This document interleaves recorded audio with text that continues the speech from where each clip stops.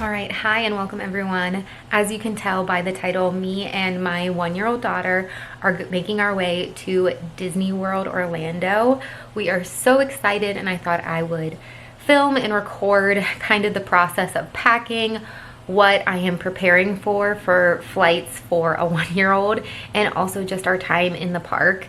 As a disclaimer, we are only going for one day. I'm trying not to overwhelm myself because Disney is a big ordeal and she's only one.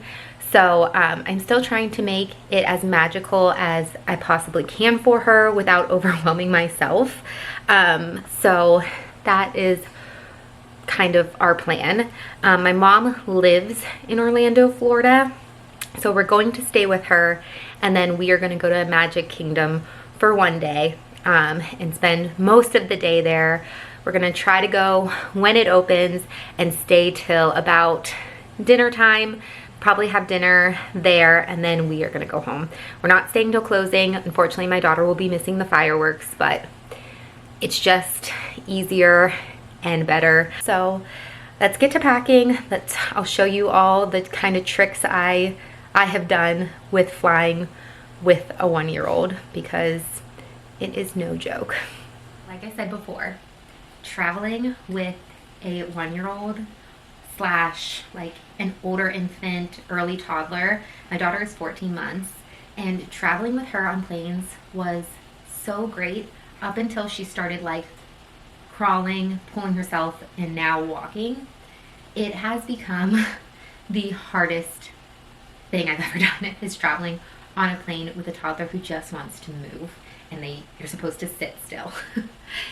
So my tip and suggestion is get a bunch of new toys. Do not introduce them to your walker or toddler, your young child, until you get on the plane, because then everything is new and exciting and it entertains them like a little bit longer.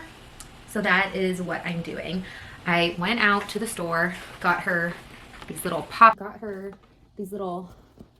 Pop-It things. I don't know what they're called. Bop Bop Baby. I got it at Marshall's. I got a couple more. This one was from Big Lots, another popper. One was from the dollar store. Just a few. These are Valentine's poppers, but got her those. I have your classic Busy Board. She really likes these like Velcro things that she can pull off. So I got her one of these. This was off of Amazon. And I thought this was cute. It has like a little basket. You can do buttons as well, which is a little advanced for her right now, but it's nice. It's very cute. Currently, my daughter really likes Hot Wheels. So I got her these little Hot Wheel toys for $1. Hopefully that will entertain her. And also, like, these were also at the dollar store. They're little cars. Let's see. Also got her a little like Etch-a-Sketch thing. There's a big one and a mini one. I think I'm going to use the mini one for the plane and maybe pack this in my checked bag. Hopefully that will entertain her. And then I also have stickers. Hopefully she'll like that to play with. Like, she likes putting them in and out of her hands. And then the last but not least, I will try all of these first and exhaust all of these options, but I do have an iPad for her, and if it comes to it, we're going to put the iPad on, because God help me, I don't care if it's screen time, it is my sanity at risk. So, and if that's not your parenting style, that is fine. I mean, I think you just have to do what you got to do just to survive sometimes, especially in these young toddler days. I think the ages 1 to 2, from what I've seen online, is a very hard stage of life. I mean, I love my little girl, but I have noticed a difference with her just growing up. So it's become a little bit more difficult. We're trying to manage her tantrums, her emotions, her independence, but also trying to like reel her in. So yeah, so I will be using an iPad if it comes to it. I have some children's videos downloaded off of Netflix. My daughter loves Miss Rachel. I can't get Miss Rachel on my iPad unless I screen record. So that's also what I might be doing as well. But yeah, to teach their own. If that's not your thing, that's fine too. But for me, I don't mind it in moderation. So yeah, that's my plan for the plane ride with a young toddler. So I woke up bright and early to prepare the last minute snacks, and we were off to the airport at 6 a.m. Our flight was to take off at 7:20, so we were cutting it close by leaving at 6, and we really just threw her in the stroller, and she's still wearing her PJs, as you can tell by this video. And this is her enjoying those toys that I brought her. This was one of the peekaboo books that she loves. It has like a little slit that she's allowed to move, and all these little animals pop up, and she really likes how interactive this book is.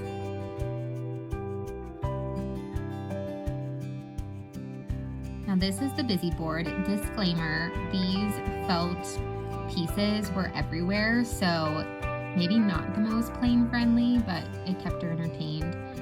And then we had our connection, so we tried to stretch her legs out and get her to walk around. She ate some lunch / second breakfast, and we were on our second flight to Orlando. I don't know if I said this before, but where we live in Texas, it takes us 2 flights to get anywhere, so the 2 plane rides are a little bit challenging, but doable.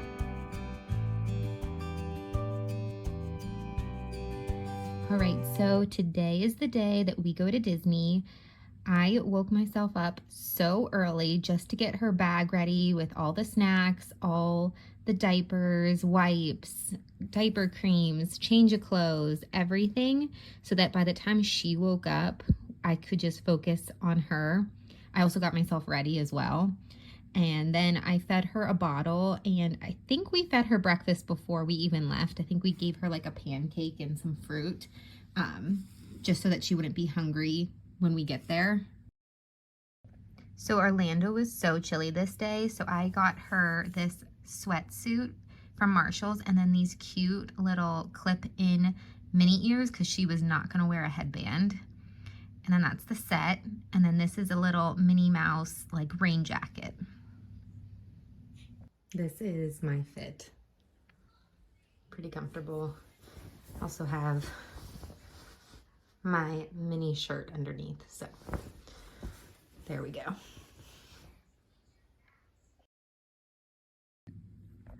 All right, 8 a.m. we were in the car headed to Disney. It's about a 45-minute drive from where my mom lives in Orlando to get to Disney. And the park this day opened at 9 a.m. So we parked literally right at 9.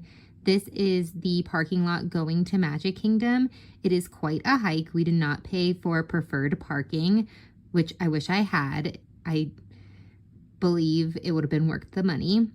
And then you either have 2 options to go on the monorail or the ferry boat, and the monorail line looked completely long, so we ended up opting for the ferry boat, which was super fun. She really enjoyed it, and the trip took like no time at all. By the time we parked and got to the park, it probably had taken about a half hour, and we booked it to Peter Pan and then went to Small World right after. When I did my research for this trip, there is about 19 rides that have no height requirement, which means that babies can get on these rides, one of them being Peter Pan and another one being Small World. We went on Peter Pan because usually if you wait later in the day, it will be a 50-minute to an hour wait. And my rule was do not wait any longer than 25, maybe 30 minutes in line for a ride. Now there is a bathroom in between Peter Pan and Small World. It's right next to the stroller parking. And I highly suggest also downloading the app so you can order some food through mobile ordering. It definitely will save you some time. Another ride that you can ride with little ones is the Prince Charming Carousel, which was like a 5-minute wait, and it was perfect. All right, so Disney World has the Baby Care Center, which is a great option for families.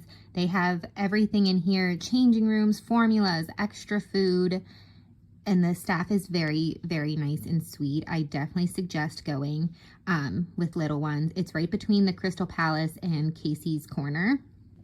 So next we rode the People Mover, and my daughter actually fell asleep on this ride, which was kind of crazy because she is not a nap on the go type of girl. She is a blackout sound machine. That's how she takes her naps. And she ended up taking her nap at 2:30, which was a little later than our typical schedule, but honestly, it was fine for just one day to have our schedule be a little bit off. For dinner, we decided to go to the Crystal Palace. It is a little bit more of an expensive dinner because it is a character dinner. This place specifically has like Winnie the Pooh and Friends. She loved it. She was obsessed with it. I felt like it kept our dinner going a little longer. And I also loved the fact that it was buffet style. My daughter currently is a little bit of a picky eater, so it was nice to just have a lot of options instead of just ordering her one plate.